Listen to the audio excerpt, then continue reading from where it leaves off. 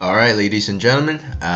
So today I posted like a life and death problem that I found really interesting because I do life and death like pretty much every day, and I never seen a problem like this. That is a 5 dan problem on Weiqi 101. Uh, so I did not solve the problem, but I later on studied a little bit the solution, and I found it really interesting. So I'm gonna present to you guys. So right now, as we can see, it's black's turn, and black is trying to kill white. The problem right now is that black cannot save the center group. So if black takes the stones, white can throw in again, and this is a snapback. And then it seems like our question would just end here. There's no way to kill because everything in the center dies, and somehow we think we can kill white. That's kind of crazy, but when this actually happens in front of your eyes, it does seems like there's some problems in white's formation. There's a lot of possibility for false eyes and stuff like that. So let's take a look at how we can kill this very nice looking shape that white has. So our intuition would be just go directly to wherever the middle is, right? That's our thoughts, because looks like a vital point. The problem with this move is that white has a very nice defense, that is to kick. Now white has two places to make an eye, right? We cannot allow white to make a tiger's mouth here, nor can we let white make another tiger's mouth here. So we pretty much have to extend, right? Let's say we don't do anything about it. Let's say we do something else. White is able to make this N15 an eye, and then this huge space is definitely going to be another eye. So that's pretty much what black cannot allow. So black has to break the eye. White will absolutely have to connect. So for a similar reason, black has to break this eye as well. So black will push, forcing white to connect. And now, as we can see, a seki is unavoidable, right? Black can throw in, but white can just take. Black throws in again. White can take again. So even if black tries to make a very deadly shape for white, white now can just tanuki, and this is already a seki, because at the end of the day, when basically white connects everything, let's say, this is a seki, right? If black tries to fill in, there's no way to kill this shape. When you play this one, I can make an eye, and obviously if you try to break this eye, I can make 3 eyes now. So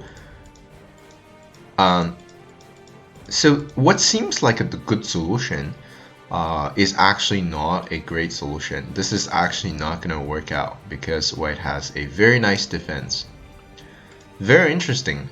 So I failed this problem because I thought this is the solution, but yeah, I should have seen a little bit further. I'm just pretty lazy today. When I see this problem, I feel like, yeah, this is such a headache, but actually it's not that hard. So black will peep at M15, and that's the correct solution. So if white connects, black will peep again. All these are pretty much forced, and then black will peep again. And then finally, black will make a diamond shape inside white's beautiful shape in here. So this problem is really visually pleasing. So at this point, you might be like, well, what's happening inside, right? This is huge space. Like, who's getting killed? Is it Seki or what is it? So the best move right now for white is to connect, because that saves that actually increases white's eye space. And now black has to make this move. And then if white takes, so now what we can see is that is essentially white is dead, right? Might not be obvious to my viewers why this is dead. So let's just say, we keep playing. Yeah, it's really hard to explain why this is dead. Okay, so let's say I think at this point black and Tanuki, white is already dead, but there's nothing white can do to try to make a life. So let's say at the outside, the entire outside is sealed. Okay, let's just quickly play this out to show you guys why this is all dead. We'll just try to quickly fill. So it's very easy for both players to fill out. So don't worry about these cutting points. Let's just say we fill out the liberties outside. So first of all, white cannot start moving. If you move, I'm gonna connect here. And this is dead, actually. This is not a Seki. It looks like a Seki, but it's not, right? Black can fill in. When white takes, black can peep in again. And this is a dead shape. This is the Grape 6, and Grape 6 is a dead shape. So no way for white to do anything, right? If you keep playing, I'm able to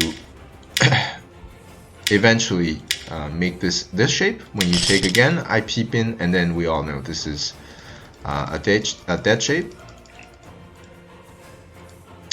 which means at this point white will not move first. But if white does not move first, black can move first. Black can, play this one, and then if white does not play, black will play another move. And actually, this is eye kills no eye. Black has an eye, and then white does not. White cannot even come in here, so that's not going to work out. White cannot allow black to play this move. So let's assume that white is able to play this one with some outside liberty. And let's just say black, even if black does not. Well, now black can capture, but black can actually connect, and we have a Grape 6 again. So this is also a dead shape for white, right? So very, very interesting problem, and it's actually more complicated than one would think. First of all, we need to know that was a dead shape. But also here, what I noticed is that white has some other defenses, such as attach here. This is also very complicated. Black pretty much has to throw in and then destroy an eye here. Here, white has a few variations that is very, very tricky as well. So I think, white can connect here. This is also pretty tricky, and the correct response here would be actually to either throw in here or attach here. Yeah, so this problem is really, really hard. I think black can attach here first. Now if white plays this one, we can throw in. When you take, I can throw in again, and then actually white only has one eye here, right? So if you play this one, this is already a gote, because even if I play somewhere else, you only have one eye. All these eyes are false eyes, and so black's probably the best defense is to actually connect here, and then black will throw in from here. Very, very tricky. This is actually a very hard problem. So if white plays this one that is trying to make an eye here,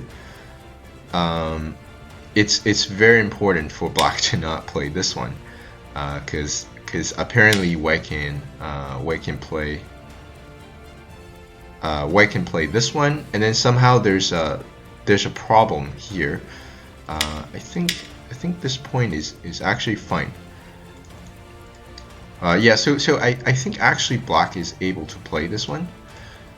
Maybe I think the tricky move is probably things like this, and then if black eventually plays this one, there's Atari like this.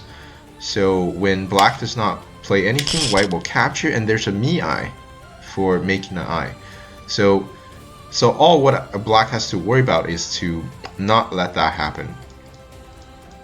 So a safe way is when a black throws in. Yeah, as you can see, this problem is super complicated. So if white plays something like this, I think black can defend like this. So white's still dead.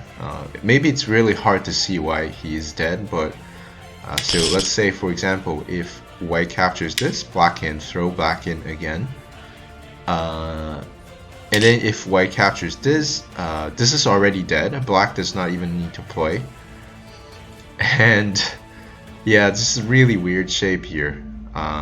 Yeah, so that's pretty much the solution. Like when black connects here, but if black connects here, should be a little bit easier.